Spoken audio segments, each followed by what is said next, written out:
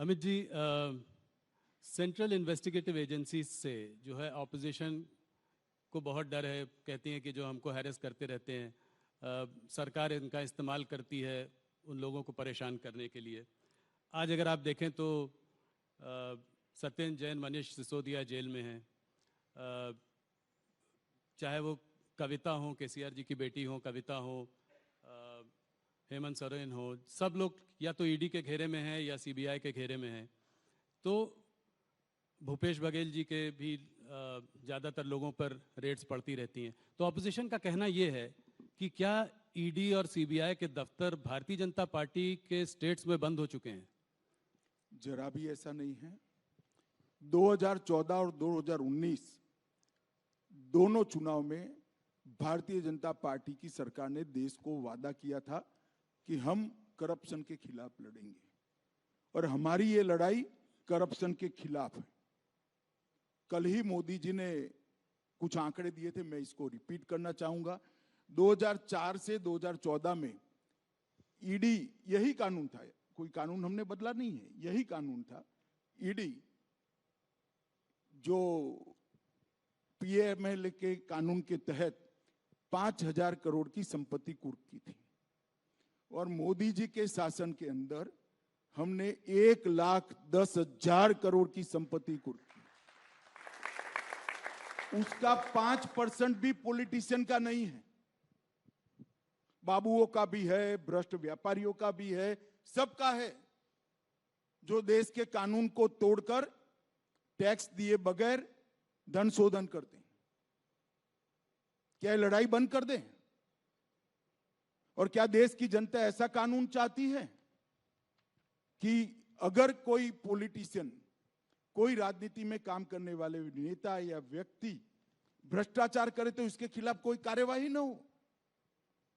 यही सीबीआई के तहत 9 वर्षों में हमने 5,000 केस भ्रष्टाचार के दर्ज किए।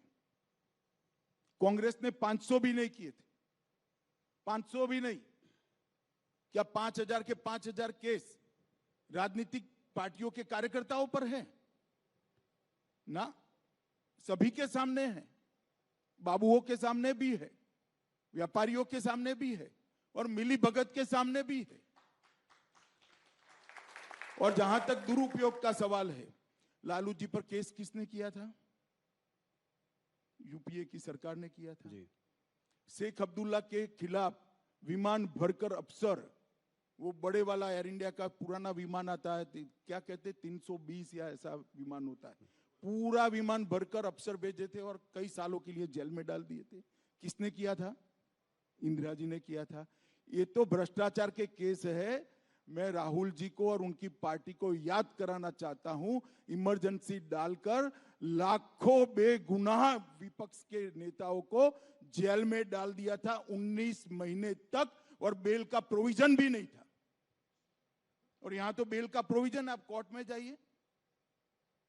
मैं आपको बताता हूं दुरुपयोग कैसे होता है, मैं उसका भुक्तभोगी हूं। हमारे खिलाफ कोई भ्रष्टाचार का केस कांग्रेस ने नहीं किया था। एक एनकाउंटर हुआ था, उसमें मैं राज्य का गृह मंत्री था, मुझ पर केस कर दिया और सीबीआई ने मेरी अरेस्ट की जी।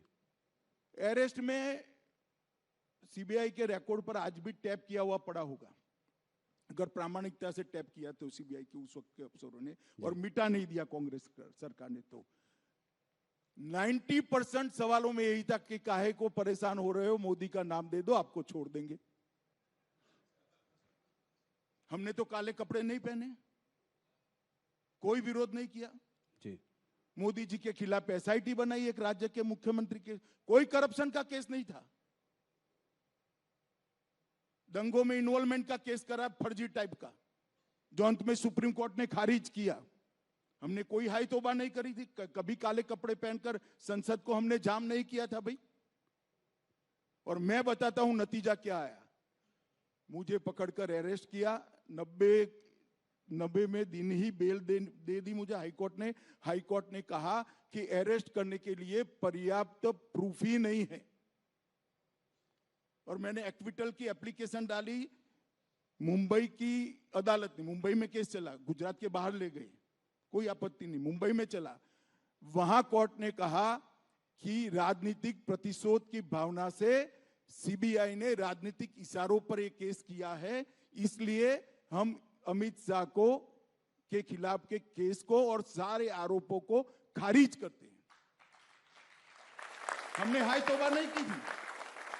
और यही लोग थे, यही चिदंबरम बैठे थे, यही सोनिया जी नेतृत्व करती थी यूपीए सरकार का, यही मनमोहन सिंह थे और यही राहुल गांधी सांसद थे। अब क्या हो गया भाई? और हमने तो आप पर जो केस करे हैं भैया वो करप्शन के हैं, आपकी बदजुबानी का केस है। इस प्रकार के फर्जी केस नहीं किए हैं। और केजरीवाल भी रोज छातियां पीटते हैं। भैया ये सारे निर्दोष हैं। तो जैन साहब कितने समय से अंदर हैं? काफी समय हो गया, 1.5 साल हो गया जी। क्यों बेल नहीं होता है? सिसोदिया जी कितने समय से अंदर हैं? क्यों बेल नहीं होता है? इस देश में अदालतें हैं भाई, सबने अपना केस लेकर अदालत के सामने जाना चाहिए। एजेंसियों के दुरुपयोग का आरोप करने की लिए मैं कांग्रेस के मित्रों को कहना चाहता हूं, एक उंगली किसी के खिलाफ करोगे तो 4 उंगली आपके खिलाफ आती है, ध्यान रखना।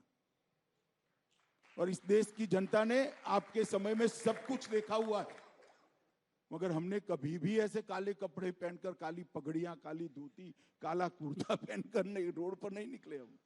वही कानूनी मामला है, निर्दोष है तो कानून में श्रद्धा होनी चाहिए, कानून छोड़ देगा आपको। जी। मैं तो इतने साल तक कभी नहीं बोला, आज आपने यूं कर कर बुलवाया तो मैंने बता दिया। अब तक नहीं बोला था मैं तो कभी। पर अमित जी और पूरी मेरी इंट्रोगेशन में एक ही बात, मोदी का नाम दे दो, मोदी का नाम दे दो, मोदी का। भाई क्यों डरते हो मोदी से? क्यों फंसाना चाहते हो?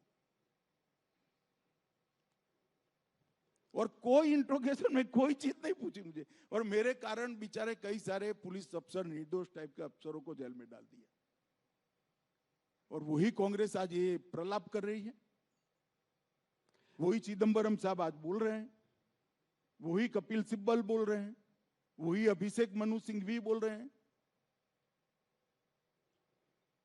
उनको आत्मचिंतन करना चाहिए कि भ्रष्टाचार का जितना भी पैसा इकट्ठा किया है, एक बार सामने से अदालत के सामने जाकर दे दे, शायद अदालत माफ कर दे उनको।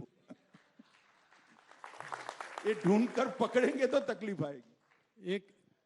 एक ऑपोजिशन लीडर का कहना यह है कि ये सारे आप भ्रष्टाचार के जो केसेस आप इन्वेस्टिगेट एजेंसीज तो करती हैं, पर अगर नेता पार्टी बदलकर भारतीय जनता पार्टी में आ जाए तो उसके खिलाफ केसेस को ड्रॉप कर दिया जाता है। ये बिल्कुल बेसलेस बात है। इस देश में अदालतें हैं, आपके पास अगर कॉन्क्रीट केस है तो लेकर अदालत में जाइए, अदालत सीबीआई को डायरेक्ट करेगी, ईडी को डायरेक्ट करेगी। कौन ईडी और सीबीआई की हिम्मत है अदालत के डायरेक्शन के खिलाफ काम करने की? बताइए, किसकी हिम्मत है? और कांग्रेस पार्टी क्या मानती है? इस देश में अदालतें बंद हो गई है, जाइए आप अदालत में। ये 14 ऑपोजिशन पार्टीज ने सुप्रीम कोर्ट में एक याचिका दायर की भी है, जहां पे वो कह रहे हैं कि गाइडलाइंस पर अरेस्ट होना चाहिए। 3 गाइडलाइंस की उन्होंने बात करी है, इसको कैसे देखते हैं? अरे भाई, इस देश में अरेस्ट की, बेल की और रिमांड की, तीनों की गाइडलाइन सुप्रीम कोर्ट के 5 जजमेंटों से प्रस्तावित है। वो सब भी जानते हैं, मगर ये जनता को गुमराह करना चाहते हैं। जनता ऐसी बातों से गुमराह नहीं करना होती है भैया, ऐसी बातों से गुमराह नहीं होती है।